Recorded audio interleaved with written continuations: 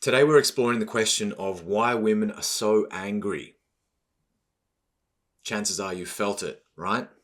That bubbling, seething resentment towards men that permeates our culture. Angry feminists online debasing men and labeling masculinity as toxic. And perhaps you've been on the receiving end of it in your relationship with the woman in your life. Likely your girlfriend, your wife, your sisters, or your mother. This collective rage and pain that's being expressed through feminine creatures, which often leaves us men scratching our heads in confusion, wondering what we've done wrong or why women are so crazy. So often the emotional reactions that we see from the women in our lives feel disproportionate and out of place to the situation that we're actually in. We as men do something seemingly small or trivial, and yet the fallout is emotionally catastrophic and often feels unfair and unjustified. So in this episode, I'm going to try to help you to understand the collective feminine anger and pain that's being expressed in the world and what has caused it, as well as help you to develop more empathy with women's pain in general, so you can help to start healing those wounds, as well as the trauma that they're in. And in doing so, hopefully start to build healthier and deeper relationships. My name's Jasper Brown, and welcome to The Conscious Masculine. Now, I've been on the receiving end throughout my life of much feminine rage and pain and anger. Plenty of it I've caused directly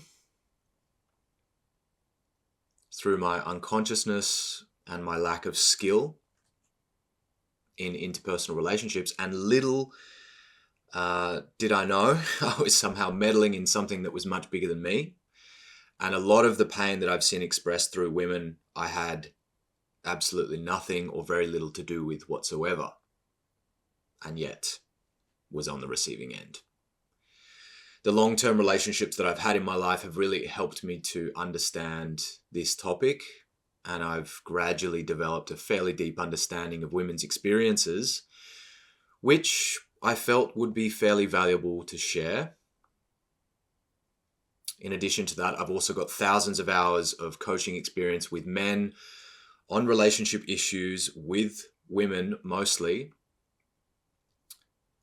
And this is a recurring theme that I've had the privilege to observe through hundreds of unique situations that I've explored with clients.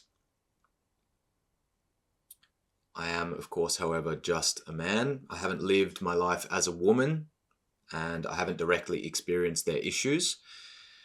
So take my perspective and this topic as such.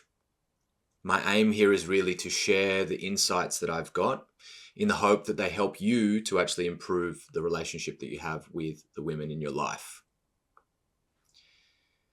And if you're a woman listening to this, I hope this topic and this talk leaves you feeling deeply seen and understood. So let's begin by understanding the roots of feminine rage and pain.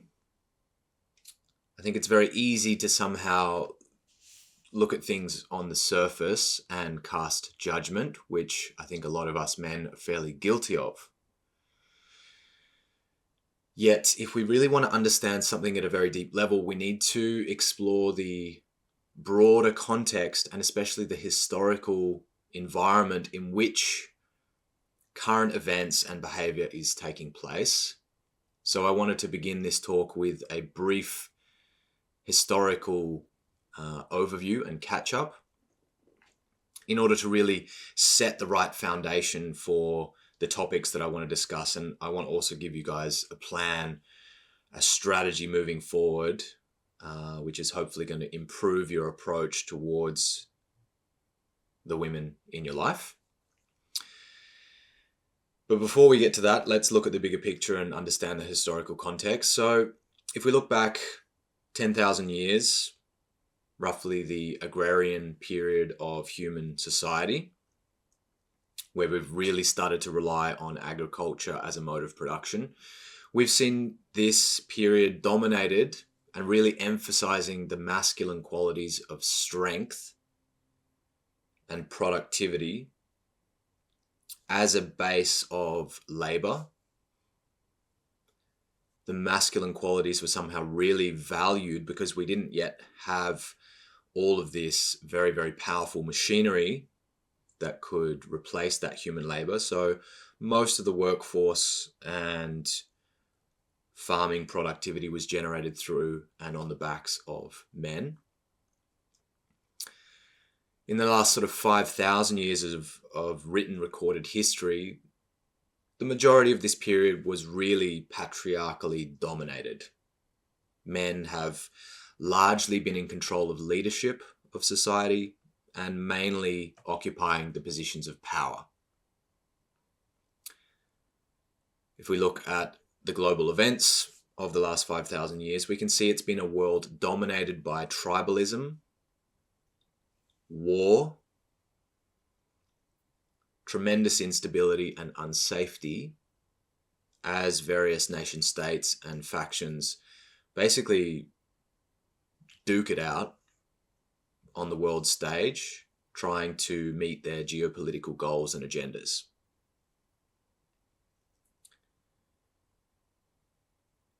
Within that, obviously, the masculine qualities have been very required and venerated, somehow prioritized, because that's what you need when you're at war, when food is scarce, when your actual survival is threatened. You want strong men to be able to fend off your borders and ward off and protect your society from other bands of marauding men and armies. Now, around the 1760s to the 1840s, we started to have the Industrial Revolution, which created a much more stable foundation for higher levels of development. Now, of course, this was also the source of tremendous escalation in warfare, World War I, World War II. But since then, we've really seen a lot of economic stability and geopolitical stability. Despite the many wars in the world, we can see that the standard of living, the quality of living has rapidly increased. Lifespans have increased. And along with that has come the environment necessary to build societies that are much more based on care and empathy and equality. A process of healing has started to unfold, and the consciousness of the planet is evolving. We are moving up developmental stages, and there needed to be a certain requisite safety and abundance of material resources in order for us to go to a next stage of development in which we can actually start caring about the environment, about the planet, about different genders and different races. So in this period, especially in this recent period of history, we've seen issues like racial equality, gender equality, the conservation of ecosystems, and a certain shift towards a much more global society and culture. One world, one planet.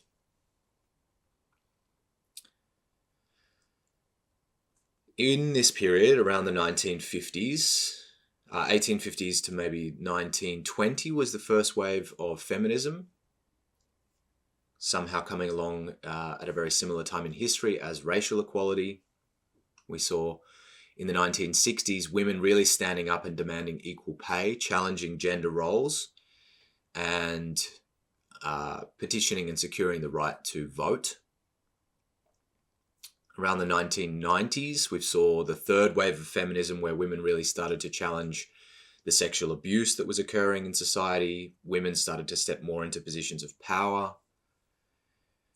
And that leads us up to the present day where we've seen the fourth wave of feminism, which is much more centered around social media activism. Things like the Me Too movement have been very pivotal moments of change. And within that context, we can see that we've had basically less than 100 years of feminine equality in our society, which is not very much. Only 100 years, really a lifetime, just more than a lifetime. And prior to that, women were really considered second-rate citizens. They were often treated as property, pressed into service of menial jobs. They were married off for political purposes, and they were very seldom found in positions of power, authority, and influence.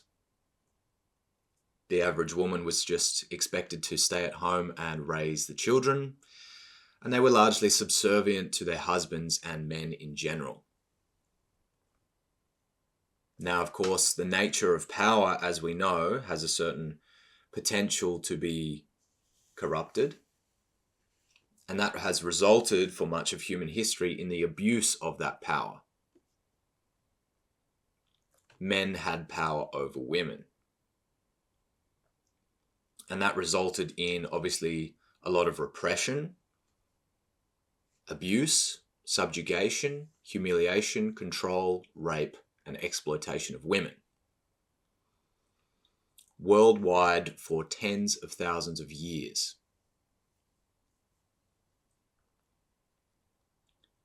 Now, this wasn't necessarily intentional. There wasn't, I don't believe, a tribunal of men conspiring in the shadows to keep women repressed and under control, although you might like to take that argument. But rather, the way I see it was as a certain level of development of humanity. These prior stages of history were really dominated by stage 3 development, which is orthodox fundamentalist religion, very conservative, very conventional, and in which women were treated as property and sex objects and second-class citizens.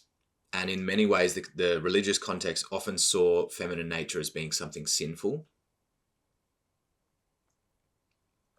that something that needed to be controlled and repressed.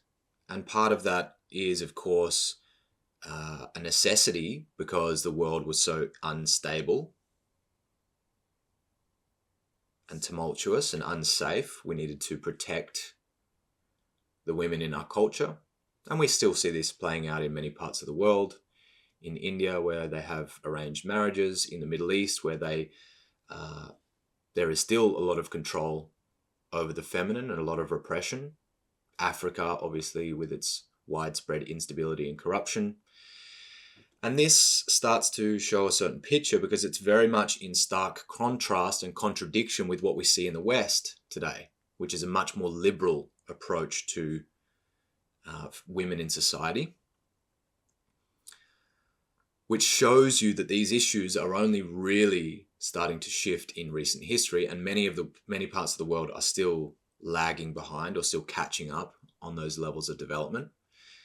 And it's really only in the West where we see the kind of liberal approach to feminism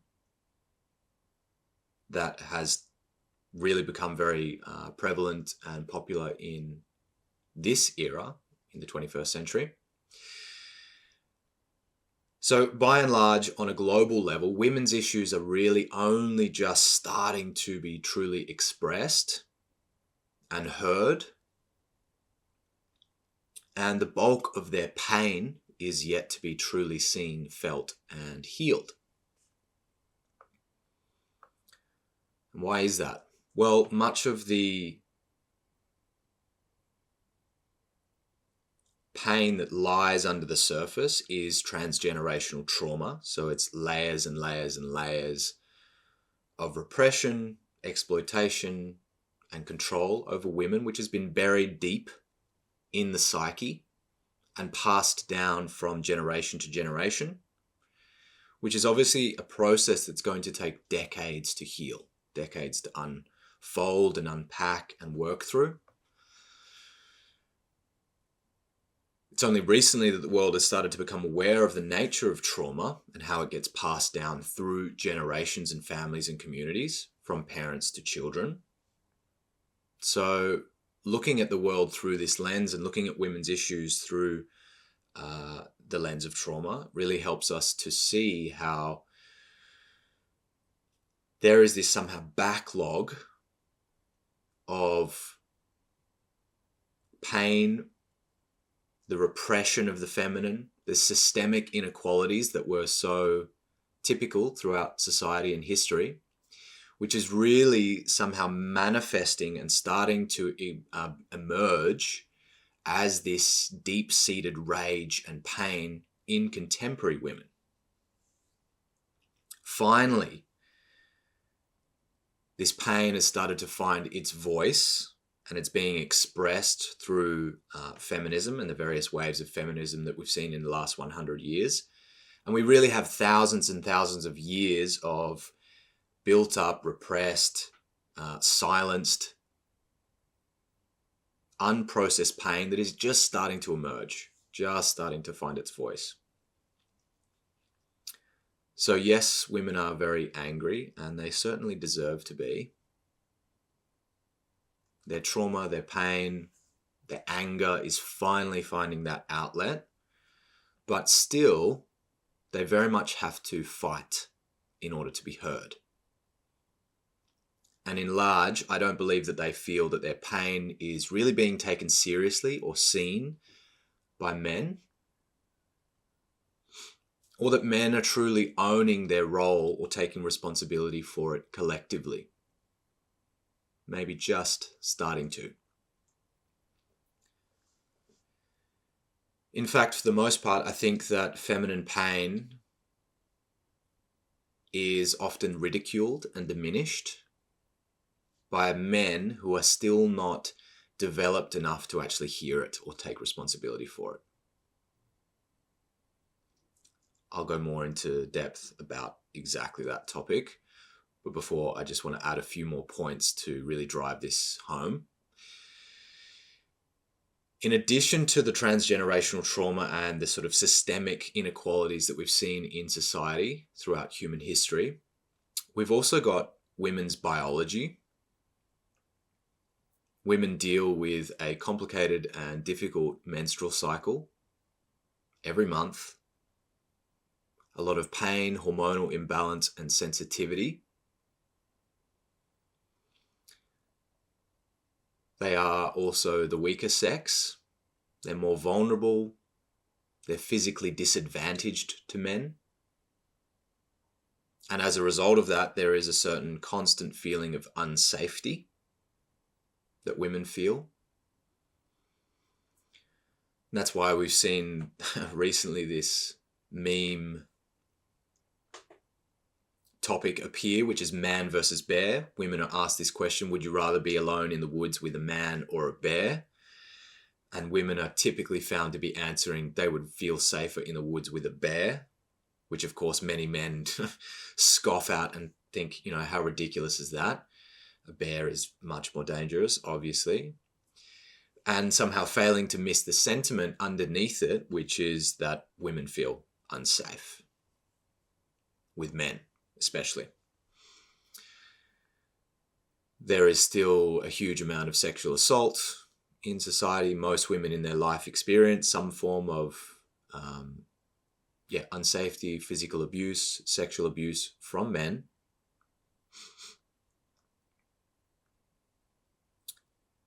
Which is a very indicative statistic to observe and helps us to understand, a lot of the reasons women would still be feeling unsafe and angry and upset.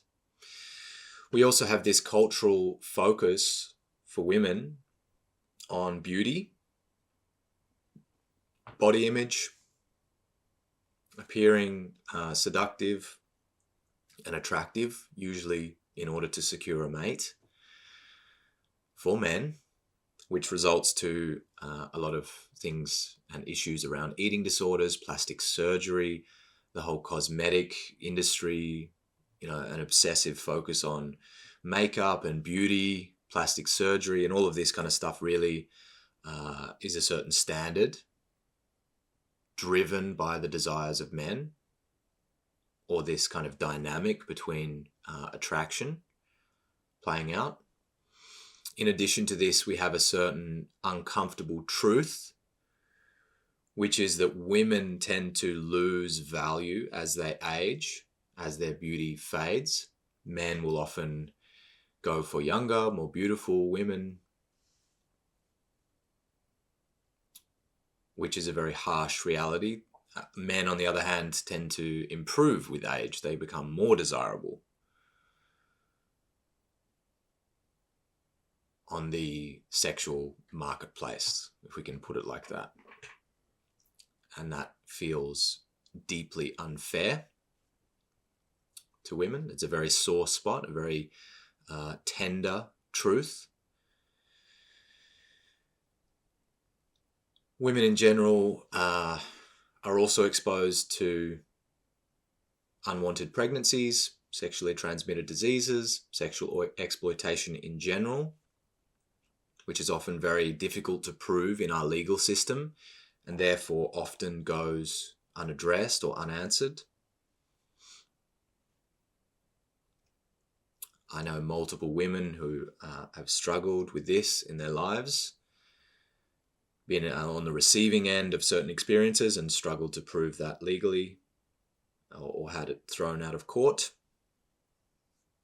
And of course, we see that in culture a lot. Of course, it is also changing with the Me Too movement in more recent years, but there is still a long way to go. It's very complicated. And women don't feel that they are fairly represented in that way. And yeah, by and large, men don't have to deal with most of these issues. Of course, we have our own issues, different. But the conglomeration of many of these issues brought together leaves a lot of women feeling that things are monstrously unfair.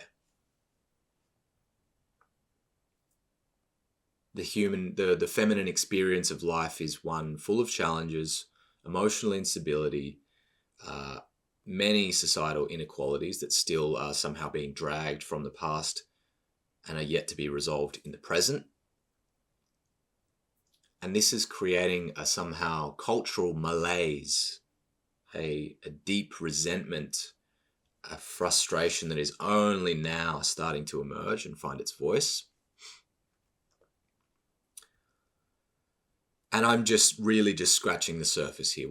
I could talk for 2 hours on a laundry list of things which women would feel. And I'm sure if you're a woman, you could add to this many, many hundreds of points that I have yet to cover or illuminate. But for now, I just wanted to paint a bit of a picture of some of the most common pain points that women feel in the modern age, for you to get a bit of a taste. So women are angry and hurt from historical and personal trauma, the generational trauma that goes behind us, proceeding generation from generation, passed down from mother and father to daughter, repeated again and again and again. And only now in this modern age are we starting to become more trauma informed and starting to approach things in a way that can help us to work through that. In addition to that, so many women have personal trauma from the life that they've lived so far, from unconscious parenting to dysfunctional or toxic or violent, abusive relationships in their life, as well as all of the cultural inequalities that still exist. And that trauma and pain is really searching and seeking for a way to be expressed in order to be healed. And very often this anger, which is a covering emotion, anger always has something underneath it, usually pain or fear. This anger is getting expressed and directed towards us, men. Now, this can come out in small or subtle ways as passive-aggressive language, a certain attitude or tone of voice, bubbling up and finding its way in our direction, or it might manifest as much larger outbursts of emotionally explosive reactions, abusive language, or even physical violence directed at men. And I've certainly been on the receiving end of all of those. And I'm sure the men listening to this can relate to that. And in general, we can observe that there is this kind of subconscious desire in women worldwide to really like watch men burn at the stake somehow.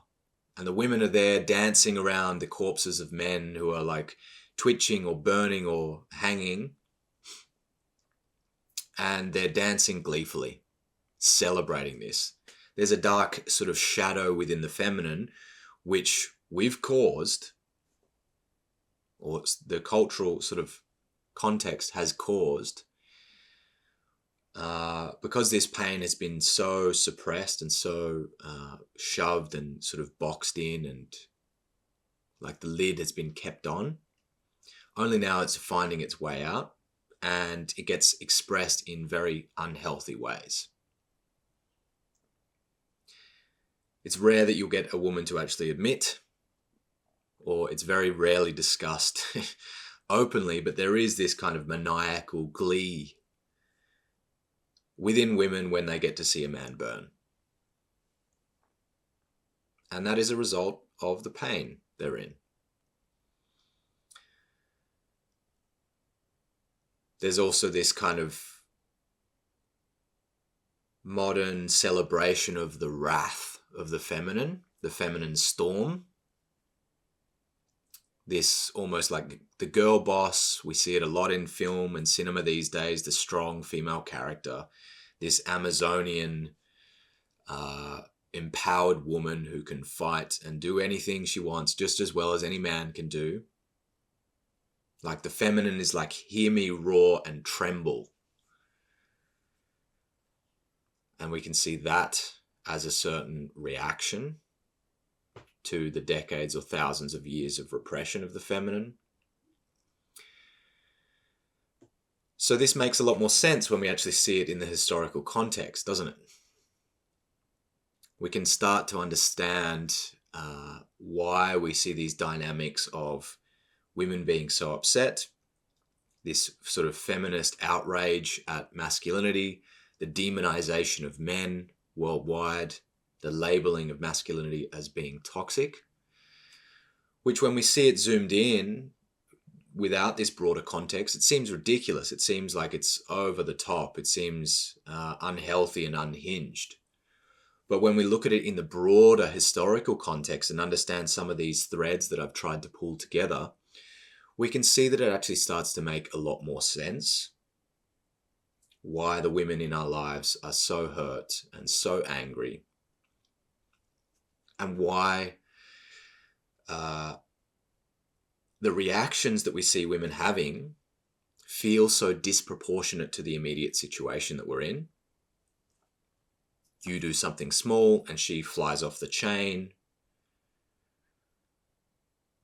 We think she's just crazy, but in fact now we can see that there is this huge line or thousands of years of trauma and repression of the feminine that's actually just finding its way out, and we as men tend to become the sole focus point, the projection point of that pain. And in many ways, we are often the only place where that pain gets to find its voice, the only place where it gets to get expressed and unleashed. Because it's really only within the last 100 years, or let's be honest, the last 20 or 30 years, where that is more socially accepted, where women actually feel confident enough within themselves to truly express their pain. And this often leaves us men feeling very unfairly accused. We feel blamed. We get defensive. And if that becomes a consistent pattern in our relationships, if that is the way that it unfolds and we don't have a better way of dealing with it, of course we get defensive because it feels unfair. And if that doesn't find a healthy way of resolving, and we don't, develop our skills as men, that will easily cause the depolarization of our relationship, the breakdown of communication, and the destruction of our relationships. And in many ways, we can see the volatility of relationships these days and why so many relationships fail is women are somehow emerging into this position where they're finally getting to truly express their pain.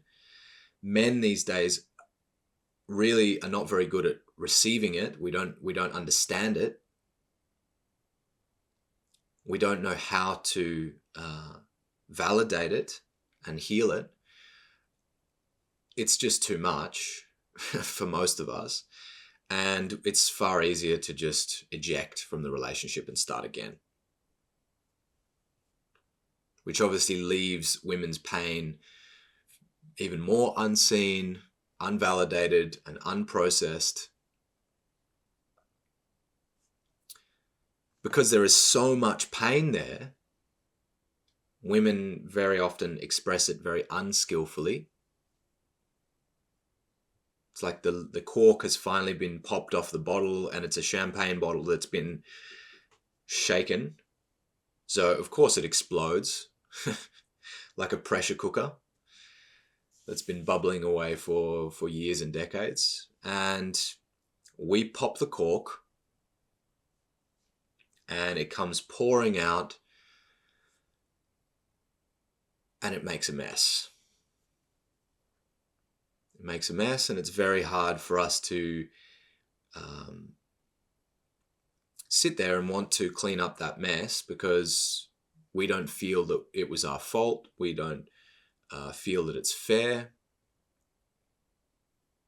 It seems disproportionate to the situation that we're in. This woman is crazy. What's the big deal? All I did was say this or do that. And because we don't see the bigger picture, because we don't see the trend of history playing out and reaching this point, we just wash our hands of it. We don't want to deal with that.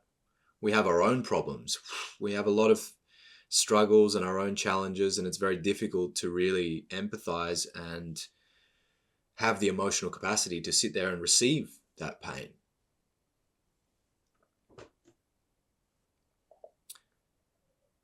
Which really brings us to the role of men in the dynamic.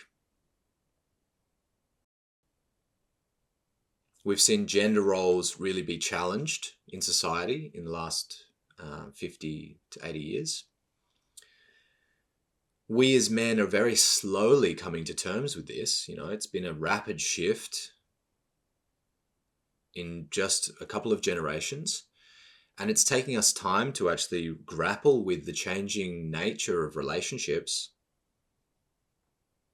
In just our parents' generation or our grandparents' generation, you got married. There was no question about it. You got married, you had kids. Marriage was expected to last for a lifetime. It was very much nestled in the structures of religion, and in many parts of the world, it still is. And it's now in the modern era that we're starting to have relationships for other reasons. They're not just strategic, they're actually for happiness, romance, love.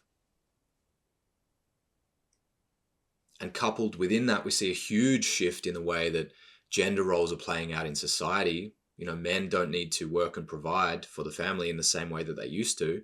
Women are also making their own money, sometimes often earning more money than men, able to raise a child by themselves without a man, having all of the opportunities and financial stability that men have. And men are often left scratching our heads being like, what do I bring to the table? If I can't work and provide and protect, I don't need to do those things anymore for her so much. What value do I bring? So many of us are questioning this, struggling with this, grappling with this issue. And by and large, within us, within all human beings, is a massive resistance to change. And we see this rapid revolution in the dynamics between men and women in society in the last 100 years. And with that is a huge resistance. We don't like change, especially of those of us who are more conservative, safety and security oriented. We like things traditional. We like to keep things the same. That feels safe to us. Much of the world is in that. It's shifting in a certain liberal direction, a certain more open-minded perspective. So many of the people, especially in Western democracies, are willingly embracing and accepting this change. But don't forget that the majority of the world is nowhere near that stage yet. So there really is a big shift happening, a lot of resistance to the shifts that are happening. Most of us don't understand this context and see how these tectonic plates within the social environment, and especially between the sexes and in gender, are really shaking things up, and we don't know how to respond to that. Many of us simply dig our heels in and be like, let's go back to the past, keep things the way that it was. It wasn't broken. Why do we need to fix it? And yet women are charging forward saying, fuck that, we need to change. This system sucks.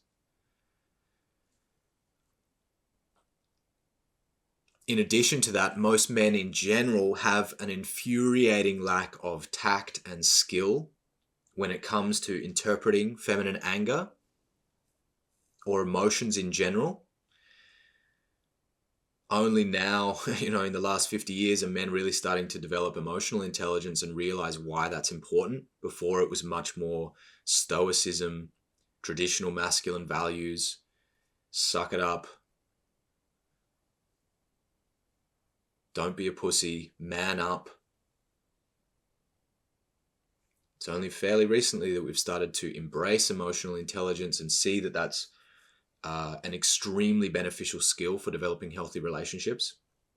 Many men are only just starting to become aware of that and starting to work on that. I myself, it's only in my late 20s did I started to really see the importance of that and start to work on it. And that's deeply frustrating for women because they've got this emotional pain, this huge backlog of stuff that is trying to find its voice, trying to be expressed, and we as men don't have the capacity to hear it. It's overwhelming us. We don't even know what the fuck we feel, let alone trying to hold the pain of a woman, her anger, her burning resentment that's been seething and bubbling throughout her life, and only now it's finding a way to get out, let alone the decades or hundreds of years of transgenerational trauma that's still in her system, that her mother and grandmother and several grandmothers before that passed down from generation to generation. And put yourself in the shoes of a woman. Imagine trying to share your pain and nobody wants to hear it. The man you're with isn't capable, he gets defensive, he runs away, he blames you in return.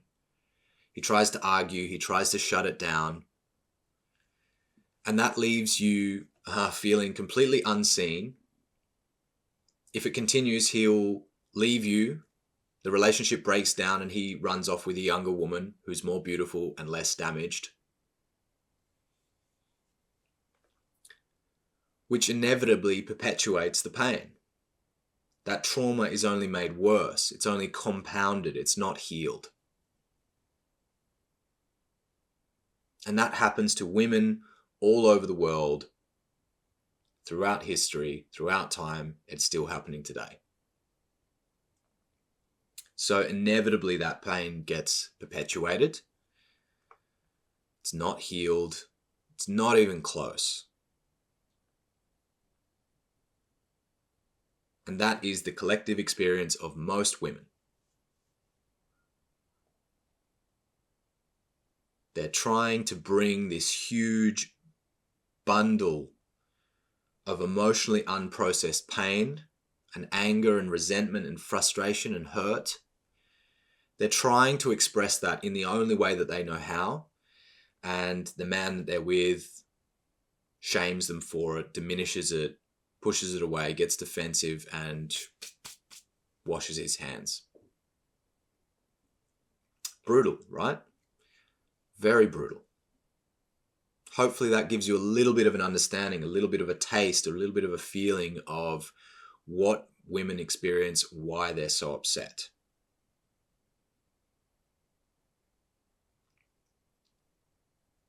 So the next question is obviously, what's the solution? How do we move? What's the next step? How can I approach this in a better way? Well, in general, men need to develop empathy and a much deeper understanding of the historical and emotional context of women's anger and their pain. Just understanding what I've talked about here is already going to put you above like 99% of men on the planet, because at least you'll understand the context in which your woman's upset is emerging. Next, you need to learn to listen and respond to a woman's expression of her pain without becoming instantly defensive or dismissive.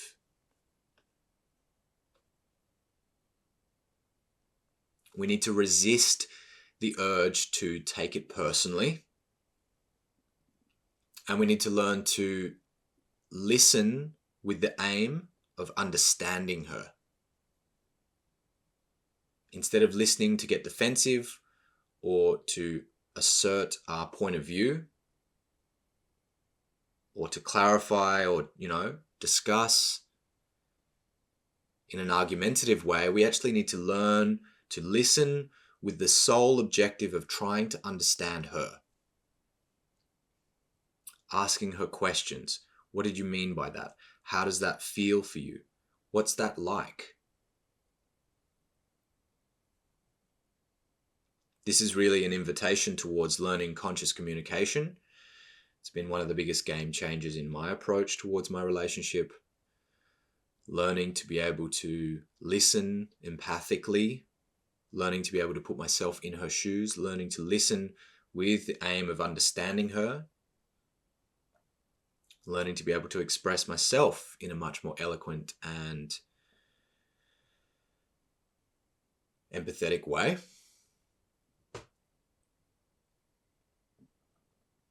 I'll do a whole series of episodes on conscious communication in the near future, so stay tuned for that. I've got a lot of insights and a lot of maps and models to share with you guys in order to help you understand this in a very deep and nuanced way. So I'm looking forward to creating that for you soon. Let's look at a bit of a roadmap for men as well to go through the process of healing necessary, because it's not enough just to listen. We have our own process in order to meet women where they're at. Really, I think it's super important for us to acknowledge the unfairness. The red pill is very popular with men because it's basically speaking to men's pain.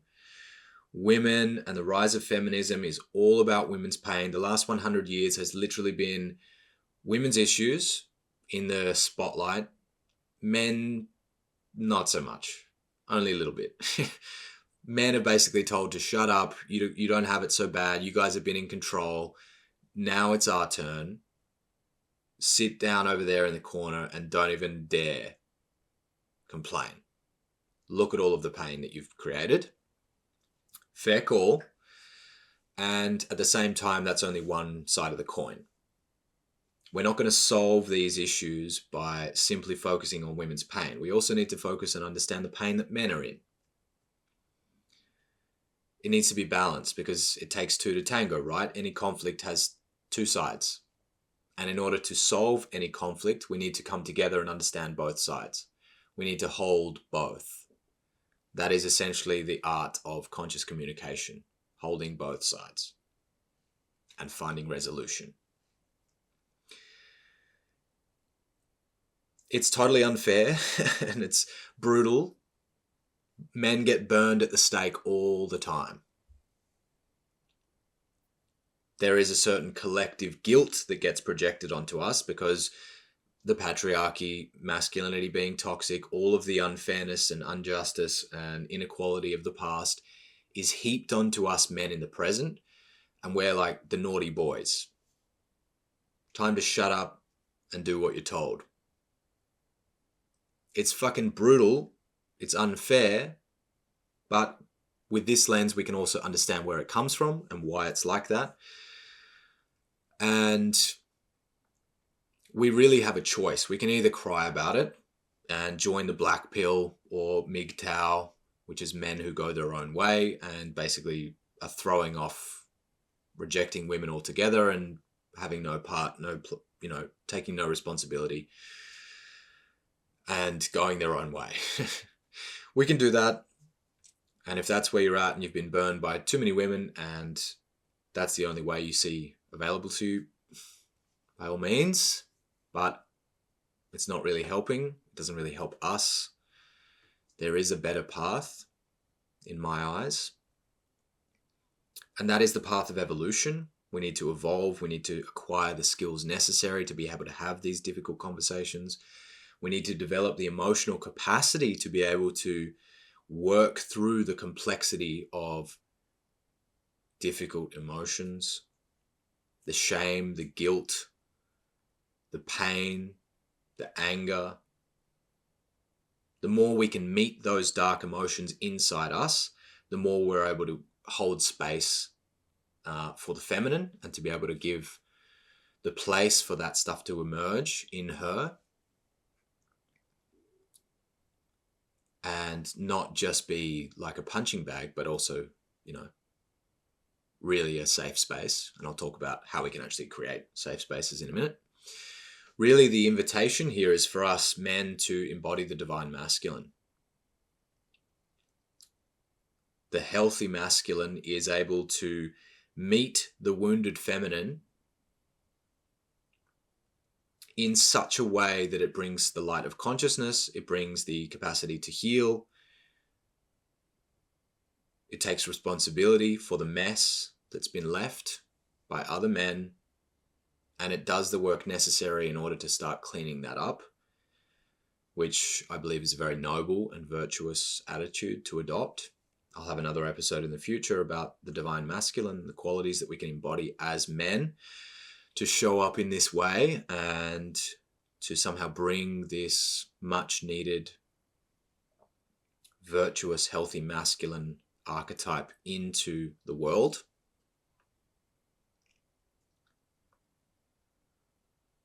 On the concrete level, what does that mean? What do we need to do? Basically, cultivating emotional intelligence is just bedrock. That's a core fundamental skill set, a line of development that we need to start focusing on. Emotional intelligence will really enable us to better understand and better respond to a woman's emotions because we learn to understand our own. The deeper we can meet ourselves, the deeper we're able to meet someone else. I've already created an episode on developing emotional intelligence. If you haven't checked that out, definitely go and listen to that. I'll be doing more episodes on this in the future because there's a lot to say. It's very complex and it's one of the most important lines of development that we can start to hone and sharpen as men. Really, it's one of the biggest game changers in our relationships and in the world. So crucial for success in any endeavor that relates with other humans. And it will radically improve the quality of your relationship. The more emotionally intelligent you become, the better you're able to hold space for, to receive, to validate, and communicate in an empathic way around emotionally charged topics like this, obviously, which is going to create a very healing opportunity in your relationship. The next thing we need to learn to do is create safe spaces for expression.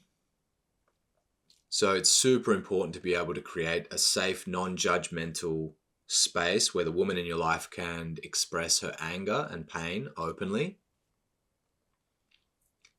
It's really important for us to be able to offer that. It's a deeply healing, something that will create an incredible amount of safety for her, which necessitates that we actually show a lot of patience and willingness. We avoid interrupting her. And we get really skillful at actually validating what she says. When she is expressing her pain, we're actually able to say, that makes so much sense. I hear you. Of course you feel that way. I can imagine that must have been super fucking difficult, or that must leave you feeling terrified and afraid and frustrated. So we're actually putting ourselves in her shoes and really, really listening in a very patient and empathetic way, which will actually leave her feeling really seen, really heard, and really understood, which means that she won't have to keep badgering, nagging, criticizing, nitpicking, because she'll feel like you actually listened. Instead of getting defensive, you were there to receive what she had to say. She's not going to have to keep saying it. It might come out a few times, maybe 5, 10 times, as much as it needs to. And if we validate that every time it comes up, she's going to feel more and more seen, heard, and understood. And gradually the anger will dissipate. The vitriol, the spite, the venom in her words will start to dissolve.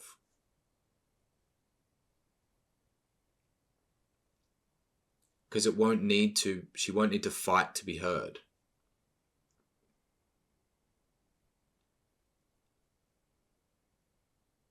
A really good place to start is asking questions like, what would you need in order to feel more understood by me? How can I make you feel more safe, my love? Is there something that I can do that would leave you feeling more supported in this area? Be curious. Give her the gift of your curiosity and really listen and take what she has to say on board. Bookmark it. She gives you a nugget of wisdom or something that, really gives you an insight into what she's longing to receive from you. Bookmark that and come back to it again and again and again and again. And watch your relationship transform.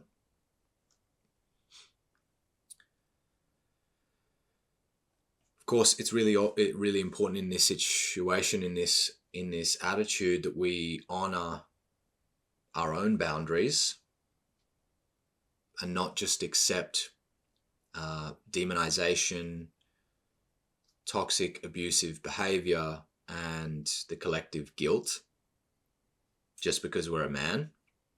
That's not fair. We want to take responsibility. We're showing up empathic, open, ready to do the work and to create that safe space and be emotionally engaged in the conversation. And we need to make sure we don't tolerate abusive, spiteful, violent behavior. There's a fine line. I'll be doing episodes on how to maintain effective boundaries in relationships, so stay tuned for those as well. That's a whole other topic. But generally, we can receive what she has to say. We might disagree with the way that she's saying it and say, my love, that feels very damaging and unfair. And at the same time, I can feel your pain and I'm here for you. How might we find a better way to have this conversation that leaves you feeling understood without me feeling attacked? That's how we might approach a boundary.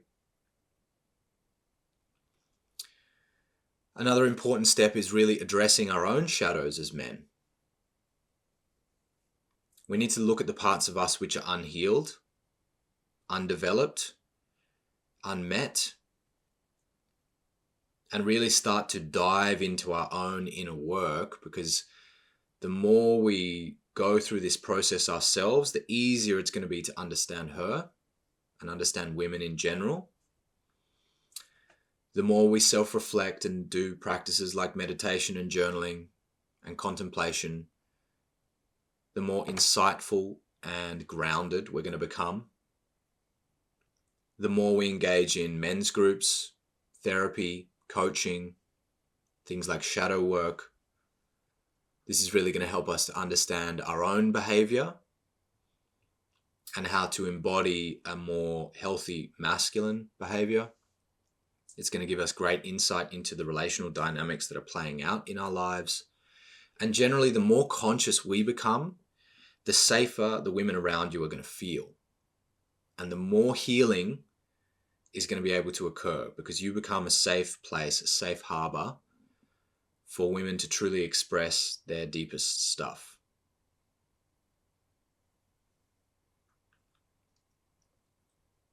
Now, this is a long road. We have hundreds or thousands of years of history behind us and all of the built up stuff that I've talked about. So the road forward is not a quick fix. It's not something we can do once. We need to practice consistent support and accountability for the women in our life. And we really can start to embody that by developing integrity. Developing our values, becoming more morally developed, and learning to align our words and our actions with that. The previous episode I've made is about integrity. Definitely worth studying and understanding integrity in a deep way so you can become a man of integrity, which will make the women around you feel much more safe, like you can be depended on, like they want to open up to you.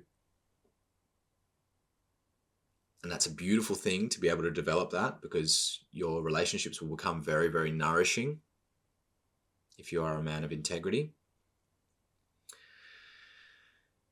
It's super important that we stay accountable in our relationships, which means acknowledging our mistakes and making real, genuine efforts to change harmful behavior that we might have or have had in the past.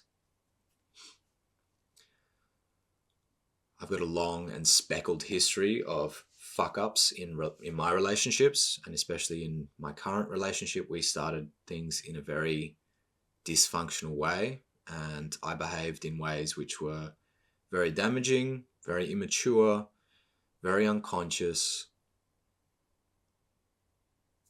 But once I saw the error in my ways, I really went above and beyond to take accountability for that and make up for my mistakes, because I wanted desperately to create a really healthy, really beautiful romantic relationship. So that means I am persistent in my attitude of taking accountability and really doing the work necessary to transform myself and to show up better, to embody that divine masculine in the best way that I can. And that's a constant project for me moving forward for the rest of my life. It's also really important that we promote and encourage and fight for mutual respect and balance in relationships. We're a team, after all. Me and my partner, we work together. She has her wounds, I have my wounds. We've both made mistakes. We've both been unconscious. We acknowledge and take ownership for our stuff. And we find a way to support each other moving forward. If we notice unhealthy, toxic, unhealed, wounded dynamics playing out in our relationship, we talk about it. We address it. We create strategies in order to understand each other better and to find a healthy way to move forward instead of just ignoring our problems. we really have a growth-oriented relationship, and that's something worth fighting for. That's really something worth cultivating and developing and working on as a project. And I would argue that there's no real healthy relationship without having that dynamic between two people who are both willing to work on the relationship, both willing to take ownership for their stuff and come together and find a healthy way to move forward. And when we have that, that's where healthy polarity emerges. We feel this attraction between each other. We both feel valued and understood and respected in the relationship. The relationship is a safe space. And we agree to really fight for it. Sometimes that means taking a firm stand as well. I don't just tolerate abusive, backlash, emotionally violent behavior, certainly not physical violence. Sometimes we need to, as men, take a firm stand and see when a woman is going too far or it's becoming unhealthy or toxic, and we need to cut that shit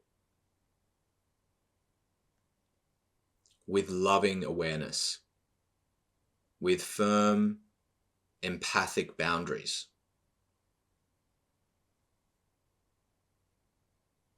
With a certain commitment to the relationship itself. I don't tolerate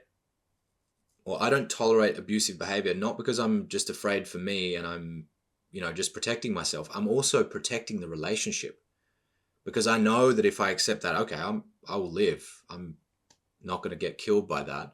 But I know that it creates resentment. It's like a cancer that starts to eat away at the foundations of a relationship. So I put a stop to that. I will stand up for that. I will fight against that, because it's ruining things and it's unhealthy.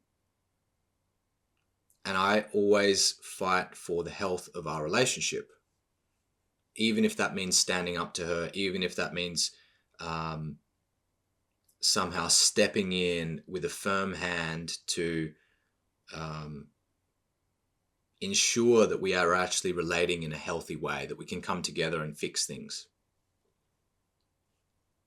Because I've been in relationships that got eroded and infested with cancer and resentment because I didn't have that attitude in the beginning, or I didn't maintain that fierce commitment to a healthy relationship culture. It's really important that we don't allow ourselves to just be a punching bag for women's trauma. Even though we are taking responsibility for cleaning up the mess, we're not just allowing ourselves to become the target. It's a delicate, nuanced kind of balance there. We want to be open to receiving their pain and their hurt, and we're validating that. We're creating a safe space for that, but we're not just accepting the guilt and the shame and the projection of that pain, especially the pain that we had nothing to do with. We don't just accept the full responsibility for that wholesale, because that is unfair, and that will build resentment inside of you, and that will undermine the relationship, and things will get messy. We need to have a very clear sort of process of filtering and adjusting and making sure that when we do have these kind of difficult conversations, that it's resolved in a healthy way. So we're not just a punching bag, and we're also not just a mirror reflecting back everything we see, but remaining somehow completely detached from any responsibility. Again, it's a fine line. So we need to find what that looks like in your relationship. Really, we're looking to find ways of moving forward together, both committed to mutual growth and healing and understanding one another.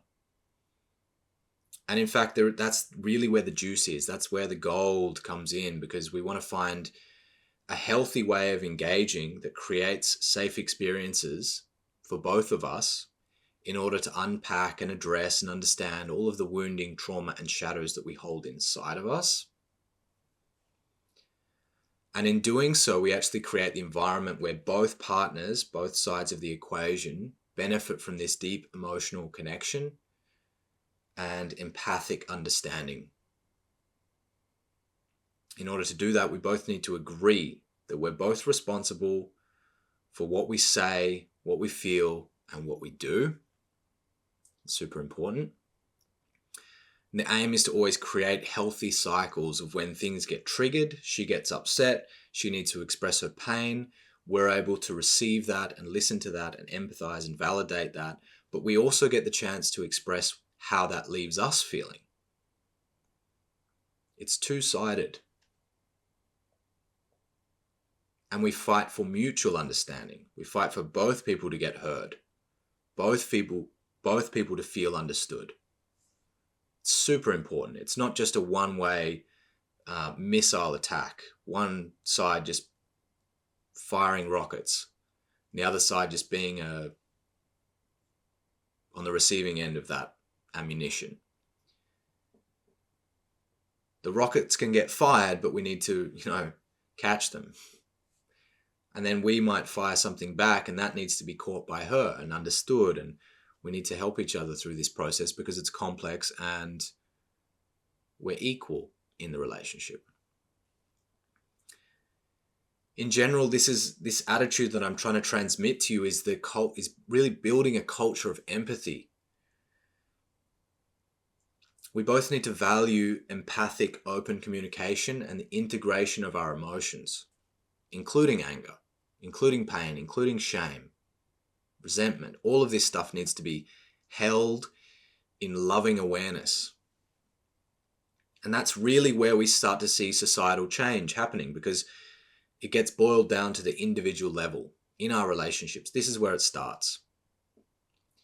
Change the culture in your relationship, in the way that you two handle conflict and difficult emotions and the trauma and baggage from the past. And that will filter out into your family, into your tribe, into your community, into your country, and around the world.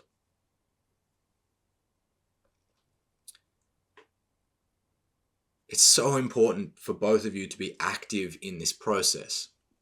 And I've really seen how by really taking responsibility and engaging in the healing process with my partner, my qualities as a man started to emerge and started to shine. As I show up for her in a healthy masculine way, this actually helps me to advance myself rapidly through developmental stages. My moral intelligence has grown, my emotional intelligence is advancing and developing, my relational intelligence is sharpening all the time. And this is really building the necessary foundations in my life. So in a certain sense, we can see this attitude of meeting women's pain as a way for us to develop ourselves as men. By taking responsibility and showing up with empathy and putting ourselves in their shoes, we're healing not only the feminine, but we're also creating the space for us to heal ourselves and for us to develop and embody those divine masculine qualities. The healthy masculine is emerging through us when we actually show up like this. It's pretty amazing. So I really want you to start reflecting on your relationship and how you might use these insights to support the woman or the women in your life in a better way. You might like to ask yourself, what judgments do I hold towards women and their pain? Set a timer on your phone and journal about that for 20 or 30 minutes. Really get to the root of it. What resistances do you have? What's stopping you? Another good question to ask is, how have I reacted to women's pain and anger in the past? How do I usually respond to that? And how might I better show up in the future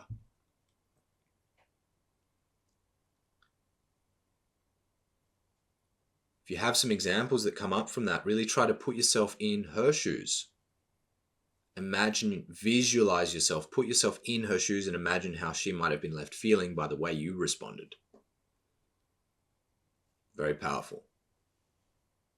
And then if you come up with some gems, if you find some insights, go and share those with her. Say, my love, I was just thinking about this, and I understood when we had that last argument that I behaved in this way, and that must have left you feeling completely unseen and unheld by me. And I wanted to share that with you. I wanted to apologize for how I must have left you feeling. And I really want to demonstrate my commitment to showing up better in the future. Boom. She will be, wow, amazing. That's so beautiful. I'm so touched that you have the courage to own that. Thank you. And your relationship goes deeper. It's little conversations like that. It's little moments like that that can really shift the balance in your relationship. When you take ownership for your stuff and you really put yourself in her shoes and you try to understand her in a deeper way, man, this can move mountains. I'd really love to hear your feedback and how this topic relates to you and your life. If you feel like sharing something in the comments, I would be really grateful and excited to share that conversation and to deepen and get the perspective from your life and your relationship. If you're a man who really wants to work on this and sees this as an important avenue of development for yourself, you might like to consider coming and joining the Conscious Masculine online course and men's community. We've got a vibrant group of dudes who are working on this stuff constantly, meeting on a weekly basis to have these conversations and to support each other through this development.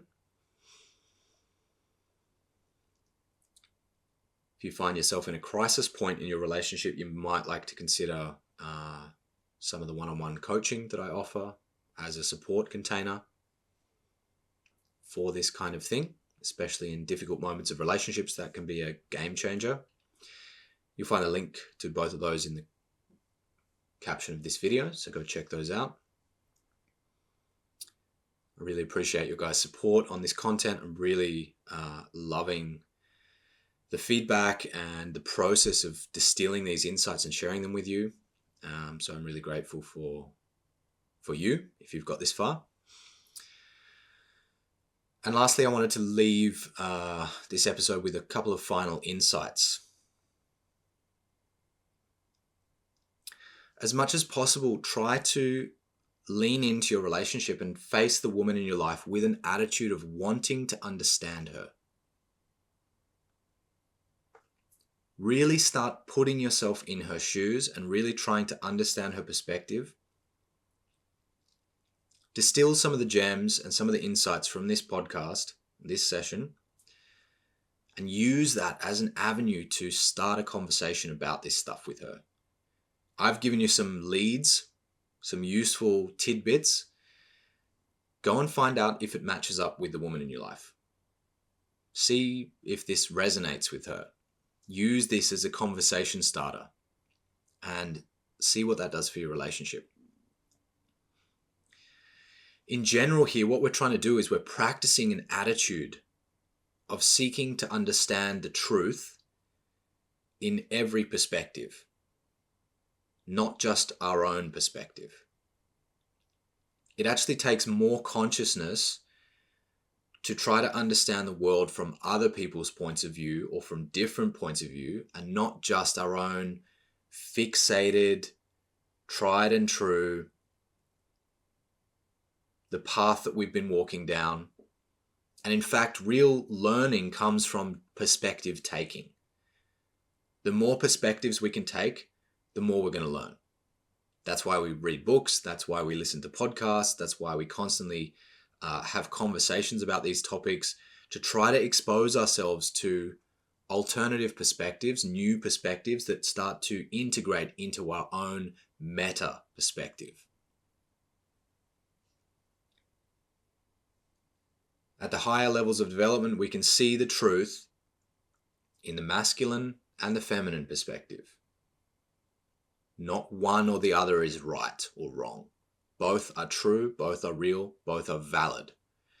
The same goes for left and right, liberal, conservative, scientific, and spiritual, and that list could go on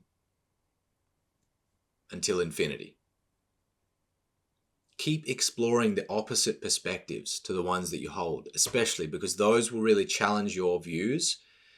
And as you do that, you will watch yourself grow, because there is always a kernel of truth in alternative perspectives, and that's really going to shape you and develop you rapidly. The general principle being is the more flexible and open-minded you become, the less conflict you'll create in your life. And the more reality and people will actually make sense to you.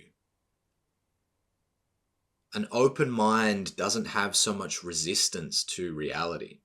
An open mind is able to meet everything with equanimity, with curiosity, hungry to understand and somehow discover the droplets of gold or the kernels of truth in whatever it finds. An open mind is essential for mapping out reality and actually creating profound understanding. So with this view, women's anger and their pain really needs to be seen and held by us. We grow and develop and sharpen ourselves as men by doing so. And the pain and the anger and the hurt that women are in, it deserves to be seen. It deserves to be held by us men. We've hurt them. We've done terrible damage to the feminine. And in opening ourselves to it and embracing it with loving awareness, in taking responsibility for it, we heal it. We heal the feminine outside of us, as well as the feminine inside of us. Because at the core of it, the feminine is goodness, it is empathy, it's nurture, it's caring, it's healing, it's love. And we want to be integrated with those qualities. We don't want to reject them. We want to harmonize and balance ourselves with those qualities.